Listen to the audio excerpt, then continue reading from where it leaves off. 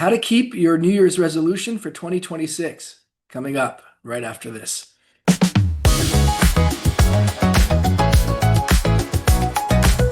Hey everyone, welcome back to the Yoel Presents YouTube channel. I'm Yoel. I'm very grateful to have you. Thank you to those who subscribed between my last video and recording this video. If you haven't subscribed yet, it would be very much appreciated if you took a second to hit the subscribe button and the notification bell. And in that way, you won't miss a future video as well. Your comments and feedback are always welcome. And thank you for coming to my channel. If this is the first time you're visiting, I'm very grateful to have you. And if you wanted to know a little bit more about me, you can go to the homepage of my YouTube channel and there's an About Me video there. Without further ado, let's jump into the topic at hand, which is about keeping New Year's resolutions, particularly for 2026. It's December 31st, 2025, as I record this.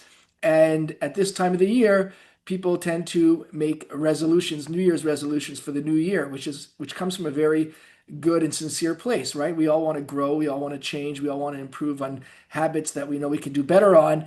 And as New Year's comes around, that's an ideal time to do it. So in this video, I'm going to talk about how to keep your New Year's resolution, not just make one for the year 2026. And I'm going to do that with my trusty whiteboard over here. For anybody who saw my previous video, my previous videos in general, you'll know that I'm a very old school I use whiteboards old school, and I can't find my smaller whiteboard, so I'm using this like ginormous one over here. So forgive me that it's so big. I hopefully will have a new one that's smaller and fits a little bit more into the camera range by tomorrow. And again, if you're wondering why don't I just do this digitally like everybody else, it's because I'm still working on my recording skills and the technological side of things. I'm focused more at this point of my channel in its infancy on the content. Speaking of which, if there's a topic you'd like me to do a video on, I'm definitely open to hearing that if you want to leave that in the comment section below. So without further ado, how to keep your New Year's resolution for the year 2026.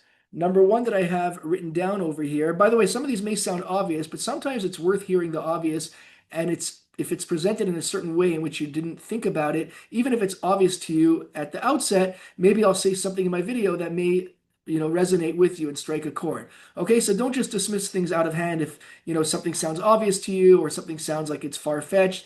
Give it a shot. Be open-minded. I always talk about the idea of cynicism being a big killer of great ideas and great improvement. Okay, try and always keep an open mind. So back into the topic at hand. Number one is to keep it simple. So what do I mean by that? Well, my last video, I talked about the idea of getting into shape, and you can watch that right over there. I'll try and remember to leave a card to that video. Otherwise, go to my library. You'll see my video on how to get into shape in 5 simple ways. And what I talked a lot about is doing it in a very simple way, because what happens is a lot of times, let's say you want to get in shape, you'll start telling yourself, well, I've got to run a marathon by the end of 2026. Okay. And then, you're a week in, you're 2 weeks in, and not only are you not running a marathon, you haven't even gotten on the treadmill or you haven't even gone outside for a jog. Okay. So when you start making these grandiose ideas about how you want to, what you want to accomplish, it's nice in a way of, manifesting greatness by thinking abundantly. And I understand big picture and thinking big, that is a great thing.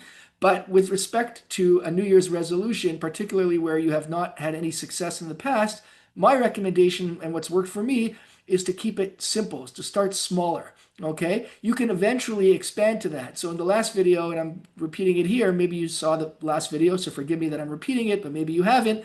I talked about the idea of how I got into shape through exercise, and that started with a simple walk around the block. Okay, it didn't start with any sort of resolutions of doing half marathons or full marathons. It was just to do a walk around the block, and eventually I started jogging around the block, and then that became 10K eventually. Okay, so if you want to really stick to a resolution, it's great to think big, but I would suggest starting small. So say to yourself, you know what? I'm making a resolution. I want to get in shape, and I'm going to do that by making sure to take a 2-minute walk around the block every day. Just like that, because it's something that's achievable. It's something that you can really accomplish. So keep it simple is what I would suggest for keeping a New Year's resolution for this coming up 2026. Number 2 on the list that I wrote over here is to do it with a friend.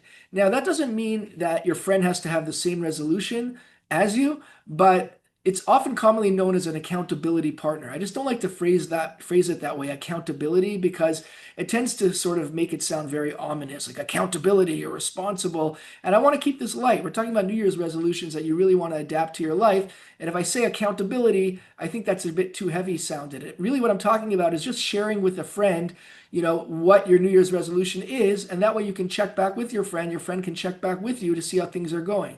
So to use my example of getting into shape, and obviously this can apply to any resolution that you want to make for the new year, you can say to your friend, my resolution this year is to take a walk around the block for 2 minutes every day. Okay. And again, even if every day sounds like a lot to you based on your busy schedule, whatever the case is, then it doesn't have to be every day. You can keep it to 4 days a week. Okay. But my point is that you will tell your friend that that's what your New Year's resolution is. And that way, and this is a close friend, and that way you can check in with your friend from time to time, when you're talking about other things, or let's say you meet your friend for coffee or you have lunch meetings that you go on, you can mention to your friend how things are going. And if you don't bring it up, hopefully your friend will know to bring it up. You can ask your friend, hey, can you bring it up with me whenever we see each other, whenever we speak, to ask me how that New Year's resolution is going.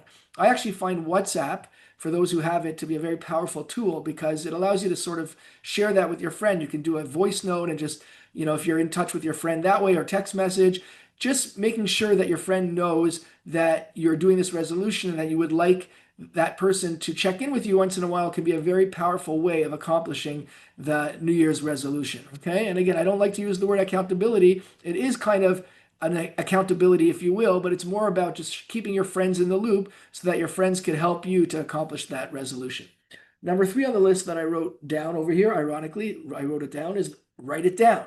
Okay, so I talked in a previous video, I don't remember if it was the last one I did or one right before it, about the idea of the power of writing things down. I know I'm very old school and traditional that way. Nowadays, everything's digital, everybody's putting things into their smartphone, and that's fine. But I find that when you actually take the time to write something down, and obviously keep what you've written down in a place where it won't get lost amongst all your papers, that adds like an added way of holding yourself accountable, if you will. Again, I not to put this into like a ominous, heavy type of way of looking at things, but when you write things down, I just find that it helps you get that ingrained into your head that much more. For example, when I do these videos, I always will write down my ideas beforehand, okay? And that helps solidify it. You may be wondering, how does a guy like me blab on these videos, without any notes? I mean, I have notes like this, but without sort of scripts of exactly what I'm going to say. And a big reason is because I'm writing down a lot of the ideas and the thoughts that I want to talk about. So I find that writing things down really accomplishes things.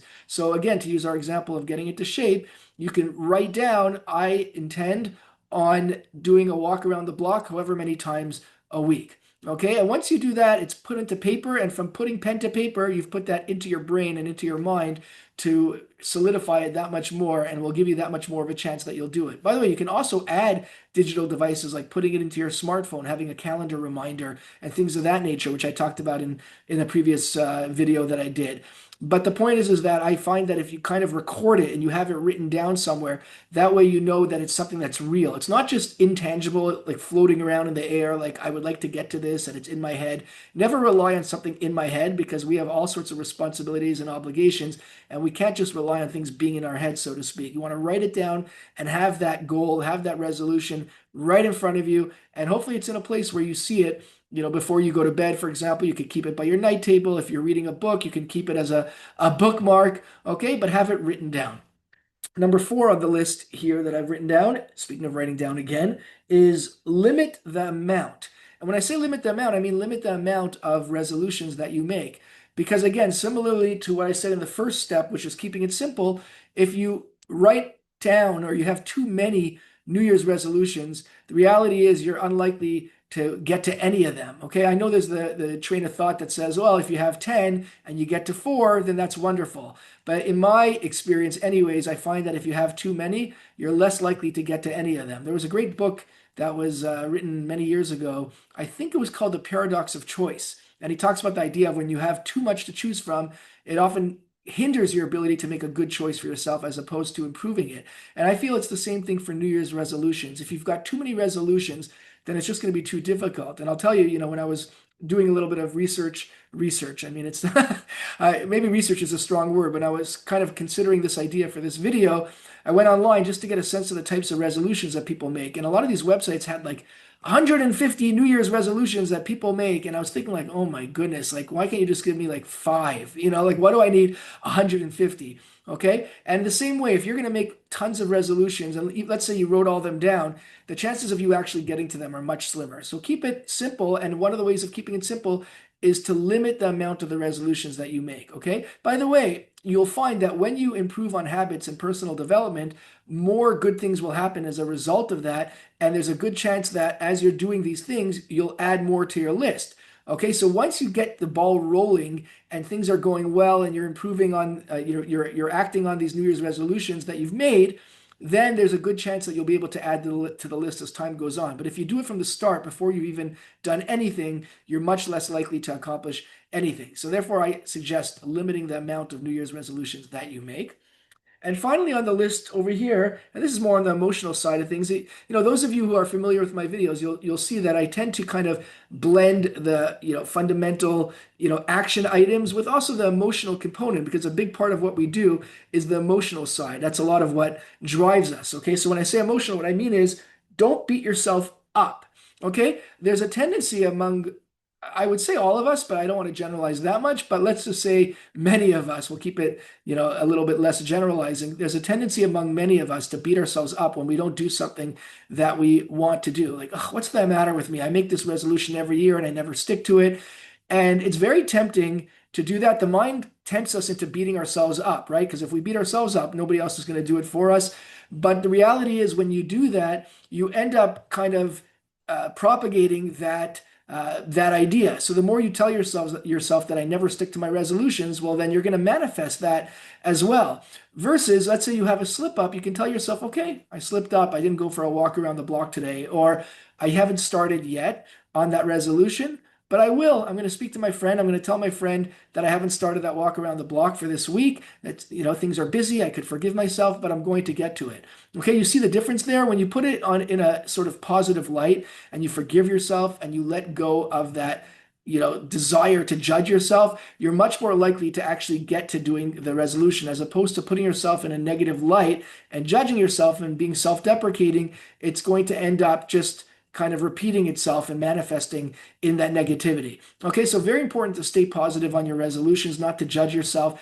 As I've said before as well, there's a lot of themes that repeat themselves in my videos. The fact that you're watching this video shows that you have awareness of wanting to improve and wanting to make that change and wanting a New Year's resolution that will stick. So you can already congratulate yourself for that and keep building off that positivity, off that awareness. We're human beings. We're not perfect. We do slip up. I could say in my personal example, doing videos for YouTube, I've wanted to do much more videos. I haven't done it. I can beat myself up and say, forget it. You're never going to, do anything on YouTube. Or I can say, you know what? I'll continue now. I took a long hiatus and now I'm just going to continue where I left off.